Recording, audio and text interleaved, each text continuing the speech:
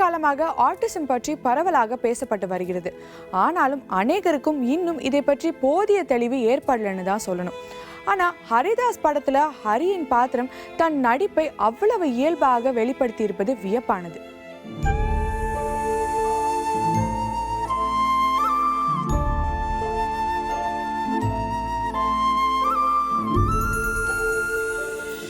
பார்ப்பதற்கு சாதாரண குழந்தைகளைப் போல தோன்றினாலும் மற்ற குழந்தைகளில் இருந்து இவர்களை வேறுபடுத்தி காட்டுவதில் மிகவும் முக்கியமானது வினோதமான நடத்தைகள் தான்.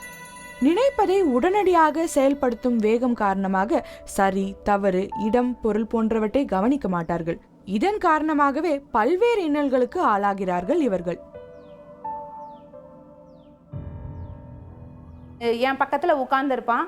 அவனை பார்த்தா ஆட்டிசம் பாய் மாதிரியே தெரியாது, நார்மல் சைல்டு மாதிரி தான் இருக்கும். திடீர்னு எதிர்த்தால உள்ளவங்கள ஒரு மிதிச்சிருவான். திடீர்னு பார்த்தீங்கன்னா டக்குன்னு மண்டையை சைடில் உள்ளவங்கள ஒரு இடிப்பான். என்னால் மறக்க முடியாத ஒரு எக்ஸ்பீரியன்ஸ்னால், இவன் ஒரு 3.5 இருக்கும்போது நானும் என்னுடைய பையன் மகிழன் அவன் பேர், அவனும் மட்டும் திருநெல்வேலிக்கு போயிட்டு ரிட்டர்ன் ஆக வேண்டியிருந்தது. என்னுடைய சொந்த ஊருக்கு போயிட்டு ரிட்டர்ன் ஆக வேண்டிச்சு. என் பக்கத்தில் ஒரு லேடியும் அவங்க பிள்ளைங்களுக்கு பேத்திக்கு பக்கத்தில் பைபிள் வச்சு சொல்லி கொடுத்துட்டு வந்துட்டுருக்காங்க. அப்போது இவன் குதிக்கிறான், என் பக்கத்தில் நின்று குதிக்கிறான். அவங்க உச்சுன்ட்டே வந்தாங்க. அப்போது நான் அவங்ககிட்ட சொன்னேன், இல்லை அப்போ தான் திருப்பி ரொம்ப என்னால் முடியலைங்கும் போது தான் நான் அவங்கள்ட்ட எல்லாத்தையுமே சொல்லுவேன், இல்லை அவன் இந்த மாதிரிம்மா, அவனுக்கு கொஞ்சம் நார்மல் கிடையாது, அவனுக்கு கொஞ்சம் ஹைப்பர், இப்படி கொஞ்ச நேரம் அவன் கொஞ்சம் மெடிசன் கொடுத்தா தூங்கிடுவான், கொஞ்ச நேரம் தான் அப்படின்னா, அதுக்கு நான் என்னம்மா பண்ணட்டும், அதுக்கு நான் என்ன பண்ண முடியும், நீ பிள்ளைய பாரு, எனக்கும் என் வீட்டுக்காருக்கும் தான் சுகம் இல்லாமல் கூப்பிட்டு வரேன், அவன் ஏதாவது ஏறி மிதிச்சிட்டான்னா அவரை நான் என்ன பண்ணட்டும், அதுக்கு நான் என்ன செய்ய அப்படிங்கிற மாதிரி சொல்லிட்டான். எனக்கு ரொம்ப அந்த இதை என்னால் ஜீரணிக்கவே முடியலை. ஒரு பைபிள் சொல்லி கொடுத்துட்டு வர்றவங்க இவ்வளோ மனிதானமாக இல்லாமல் இருக்காங்களே அப்படிங்கிறதுல எனக்கு ரொம்ப அழுகையாக வந்துச்சு. அப்படி என் பையனை எடுத்துகிட்டு அந்த வெளியில் விண்டோ வாசல்லையே வச்சு தோல்லே போட்டுகிட்டே இருந்தேன். நான் தோளில் போட்டு ஈவன் அவன் தூங்கிட்டு நான் பார்த்த விஷயம், நான் எனக்கு பார்த்து ரொம்ப டிஸ்டர்பான விஷயமும் அதுதான். ஏன்னா எனக்கு நல்லா ஞாபகம் இருக்குது, ஒரு சுச்சுவேஷனில் பார்த்திங்கன்னா அவங்க அம்மா என்கிட்ட சொல்லிகிட்டு இருக்காங்க, ஒரு ப்ராப்ளமாக சொல்லிகிட்டு இருக்காங்க. என்னென்னா அது ப்ராப்ளமாக சொல்லலை, அது ஒரு பெயின்ஃபுல்லான விஷயமாக சொல்லிகிட்டு இருக்காங்க. இது மாதிரி ஆச்சு, ஒரு பப்ளிக் பிளேஸில் போனேன், இப்படி ஆச்சு, எனக்கு கஷ்டமாக இருந்தது சொல்ல என்ன ஆகுது, அவங்கள அறியாமல் கண் கலங்குறாங்க. பட் ஏதோ ஒரு விஷயம் அவங்க அந்த பெயினோட சொல்கிறாங்க, நம்ம பிள்ளை இப்படி இருக்கே, மற்றவங்க இப்படி சொல்லிட்டாங்களேன்ற மாதிரி. அது அவன் பக்கத்தில் உட்காந்துட்டு இருந்தவன் அவன் வேறு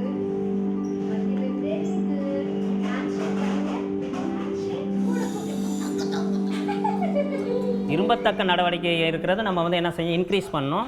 அன்டிசைரபிள் பிஹேவியர் இருக்குது, விரும்பத்தகாத நடத்தைகள் இருக்குது பார்த்தீங்கன்னா, அதை நம்ம குறைக்கிறதுக்கு நம்ம அவங்களுக்கு என்ன, இப்போ ஒருத்தர் டான்ஸில் இன்ட்ரெஸ்ட் இருக்காருன்னா அதில் மோட்டிவேட் பண்ணோம்னா அவர் என்ன செய்வார், அவருடைய சில ஆக்டிவிட்டீஸை அவர் குறைக்க முடியும். நம்மளே நார்மல் பர்சனே இருக்கோம்னா சில பேர் பார்த்தீங்கன்னா கையை ஷேக் பண்ணிக்கிட்டே இருப்பாங்க, அது தட்டிக்கிட்டே இருப்பாங்க. அதே மாதிரி இந்த சிறப்பு குழந்தைகளுக்கு அதிகமாக விரும்பத்தக்காத நடத்தைகள் இருக்கும். அதை நம்ம என்ன செய்யணும், எந்தெந்த குழந்தைங்களுக்கு எந்தெந்த பிஹேவியர் இருக்குது அதை கண்டுபிடிச்சி நம்ம அதுக்கு தனித்தனியாக அசஸ் பண்ணி அவங்களுக்கு எதில் இன்ட்ரெஸ்ட் இருக்கோ அதாட்ட என்கரேஜ் பண்ணோன்னு இந்த குழந்தைங்களை அச்சீவ் பண்ண முடியும்.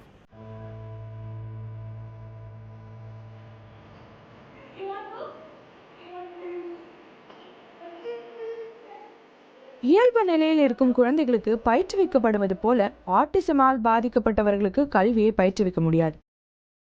பொதுவாக சிறப்பு இயல்புடைய குழந்தைகளுக்கு என தனி பாடத்திட்டங்கள் இருப்பதை போன்று இவர்களுக்கும் தனி முறை அவசியமாயிருக்கிறது.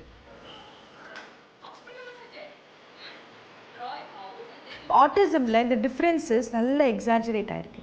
அப்படின்னா ஜாஸ்தி டிஃப்ரென்சஸ். நிறைய குழந்தைகளுக்கு அவளோட சென்சரி நீட்ஸ் வித்தியாசமாக ஏற்படும். அவளுக்கு உடம்புக்குள்ளே இருக்கிற அந்த எக்ஸ்பீரியன்ஸ் வித்தியாசமாக இருக்கலாம். ஸோ அவள் கம்ஃபர்டபுளாக இல்லாதனால அவளால் ஒரு இடத்துல உட்காந்து அவளுக்கு கான்சென்ட்ரேட் பண்ணி படிக்கிறது கொஞ்சம் கஷ்டப்படுவாங்க சில நேரம்.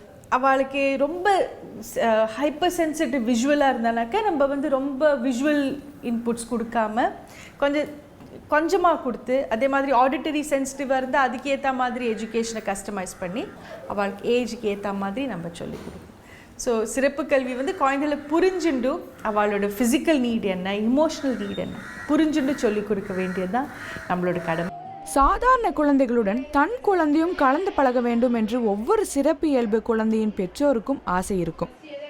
அதன் காரணமாகவே ஆட்டிசம் பாதிப்புக்குள்ளான குழந்தைகளை படிக்க வைக்க சாதாரண பள்ளிகளை தேடிக்கும் கல்வி திட்டம் மூலம் சாதாரண குழந்தைகளுடன் இந்த குழந்தைகளும் அரசு மற்றும் அரசு உதவி பெறும் பள்ளிகளில் சேர்ந்து படிக்க அரசு வழி ஏற்பாடு செய்து தருகிறது. 4 வயசில் ஆன்டிஸ் இருக்குன்னு தெரியும் சார்.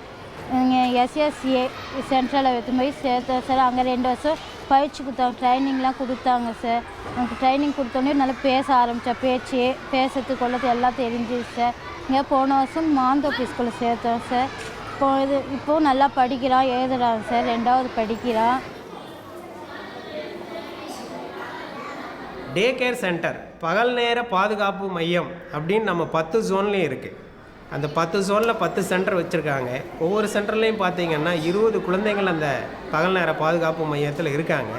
அதில் 1-2 ஆட்டிசம் குழந்தைங்களும் இருக்காங்க.